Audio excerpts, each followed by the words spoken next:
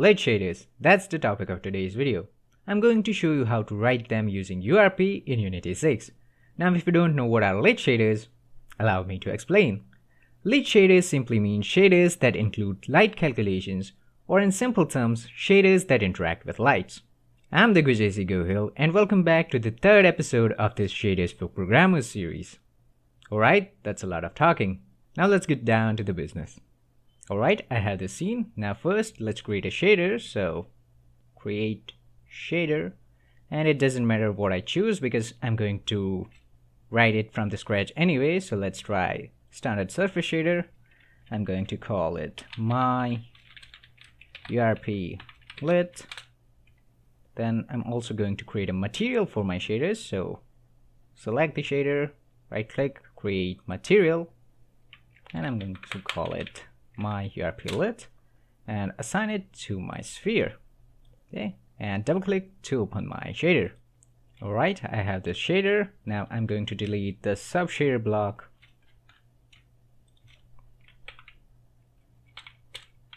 And I don't need this properties except base color.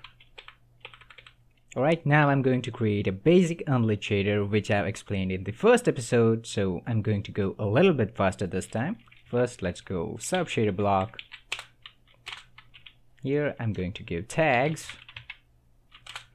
First one will be render pipeline equals universal pipeline.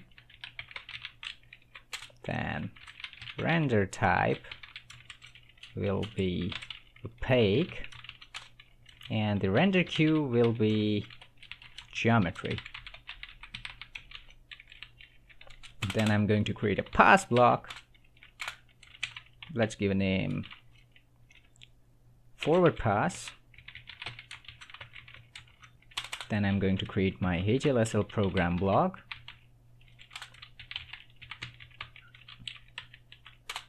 Here I'm going to declare my vertex and fragment shaders, so hash pragma vertex and hash pragma fragment. Then I'm going to need core.hlsl files, so I'm going to go hash include packages, then com.unity.renderPipelineUniversal shader library and core.hlsl. Then I will need two structures. First is attribute structure to read the data from the geometry, and the second is varying structure to pass the data from vertex shader to fragment shader. In the attributes I'm going to need position, so float3 position, and this will be in local space, so ls, and I'm going to tag it with position semantic. Then we are going to calculate light, so I also need normal, so float3 normal, and it is also going to be in local space, so ls, and I'm going to tag it with normal. In the varying structure I'm going to catch the position, so float4, and this position will be in clip space, so position cs. I'm going to tag it with sv position, and let's catch the normal as well, so float3 normal in world space, and I'm going to tag it with texture coordinate 0. So this normal will be interpolated when passed from vertex shader to fragment shader. Now let's define our vertex shader first. It will return varying structure vertex, and it will take attribute structure as input. Then here I'm going to create a varying variable. Let's call it output, and going to return the output. And here I'll go output dot normal first position in clip space, and I'm going to go transform object to hclip and pass input dot position local space. Same thing for normal, so output dot normal world space equals transform object to world normal, so object to world normal and go input dot position normal in local space. Then let's define our fragment processor. It will return a color, so half4 fragment, and it will take varings as input, so varing v, and I'm going to tag it with sv underscore target. Then here I will return my property color, which I haven't defined in the HLSL block, so here I will go C buffer start unity per material and C buffer end. Here I'll go half4, make sure to give the exact property name, so color, and return that here. In Unity, I have this basic unlit material, which obviously doesn't interact with light, so let's fix it. Now in the pass block, I'm going to assign tags, so I'll go tags, then light mode equals universal forward.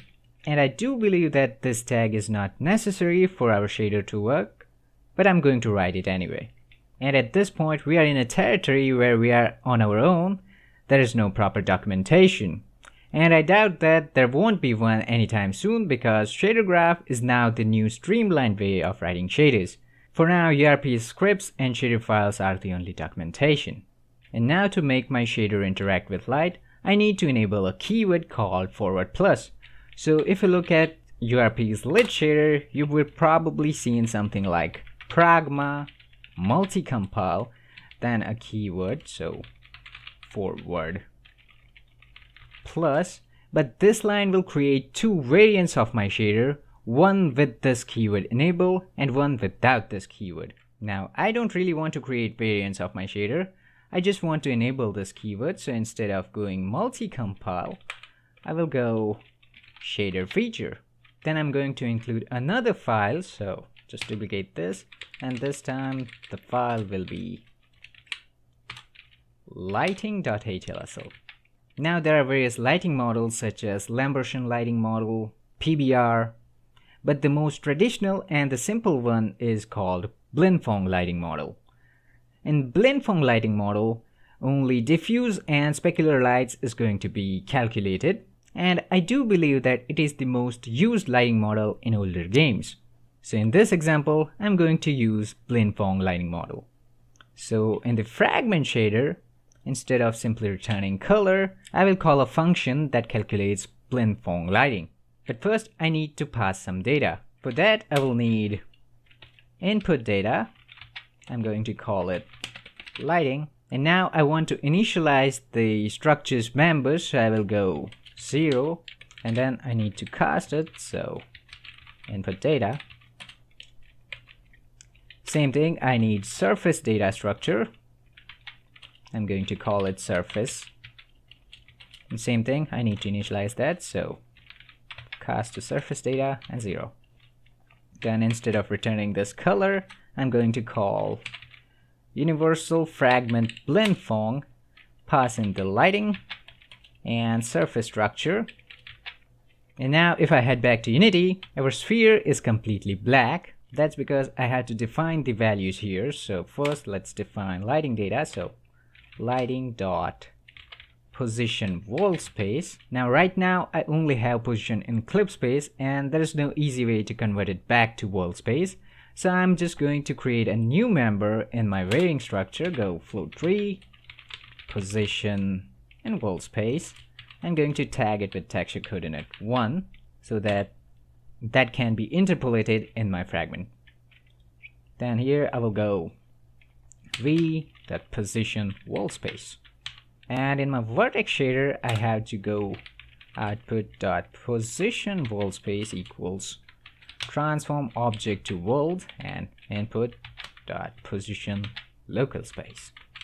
Then here I need to set lighting.normal wall space, and we have normal, so v.normals. But this normals are interpolated, and there's no guarantee that they are unit vectors, so I'm going to normalize them.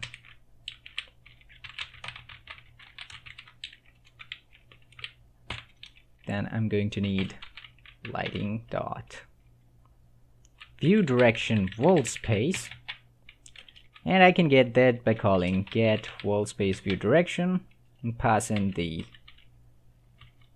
position in world space. Okay, that's our lighting structure done. Now for our surface data structure, I'll go surface dot albedo, and that will be our color. Then surface dot alpha, let's pass it 1. Then surface dot smoothness, let's make our sphere smooth, so 0.9. And surface dot specular, let's also make our sphere specular, so 0.9 as well. And now you can see that our sphere is interacting with the light. Let me add a new point light.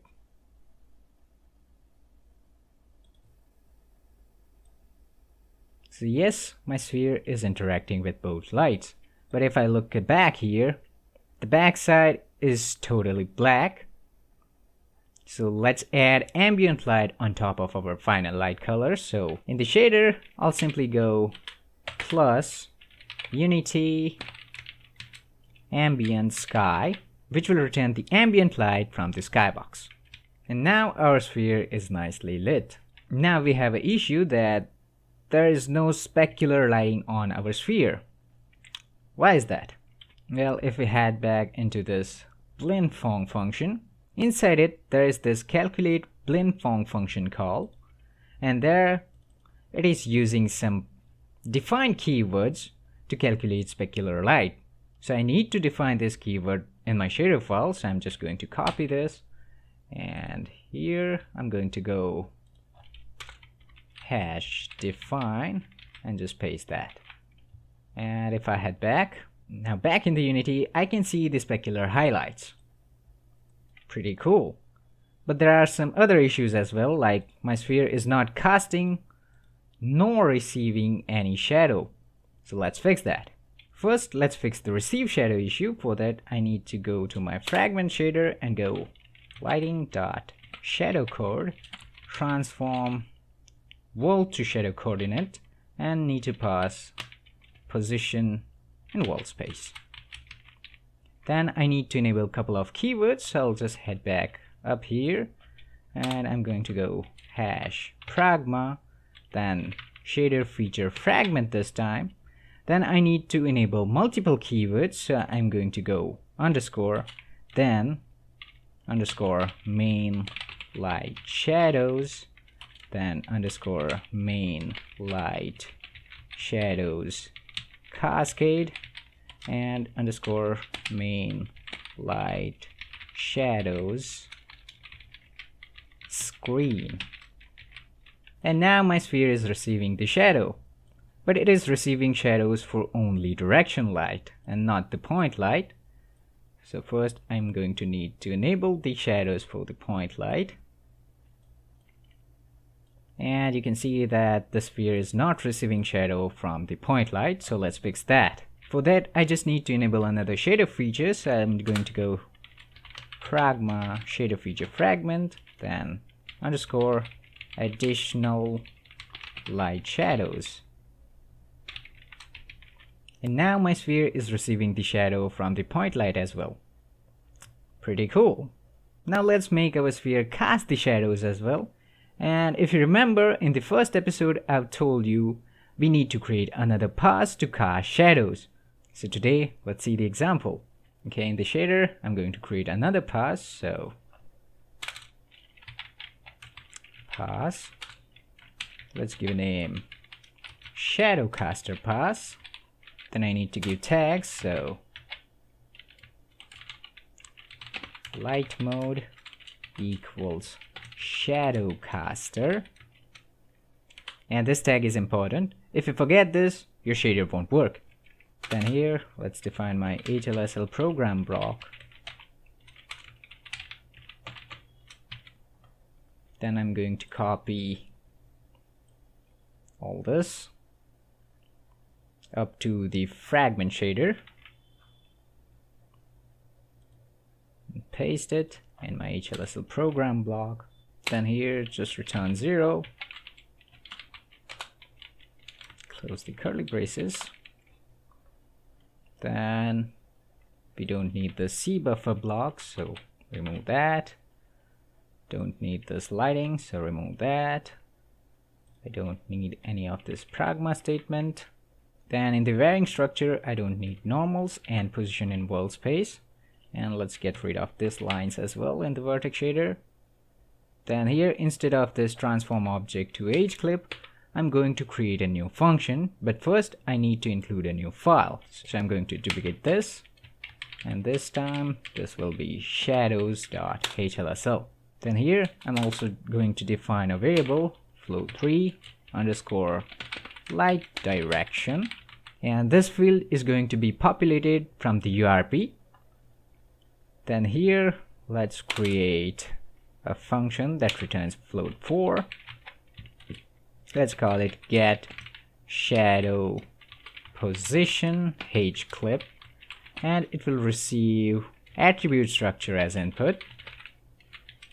Here let me define a float4 position in clip space.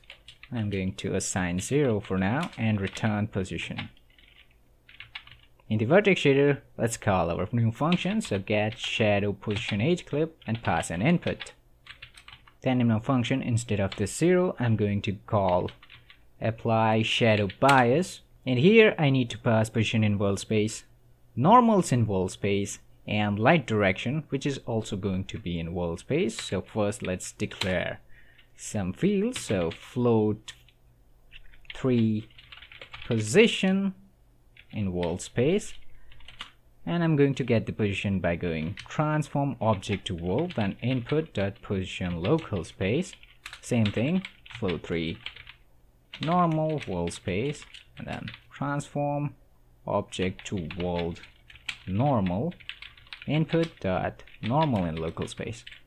Then let's pass them here. So position world space, normal world space, and light direction, which will also going to be in world space. Then this apply shadow bias function returns a position in world space, and I need to convert it to clip space. So I'm going to wrap the entire function in transform world to h clip function, like that. And lastly, before returning the position, I'm going to go position equals apply shadow clamping and pass in the position.cs. Now in my fragment shader, I'm not returning any color, so in my pass I'm going to set a GPU command color mask 0, which simply means that this pass is not returning any color. So by doing that, I'm going to save some tiny performance in this pass. Back in Unity, now our sphere is casting shadow for both lights. Pretty cool. And if you made it this far, pat yourself on the back. I hope you have learned something from this series. Now frankly, I don't have any planned episode for the future, so write me up your suggestions in the comments. That's it from me, and I'll see you in the next one.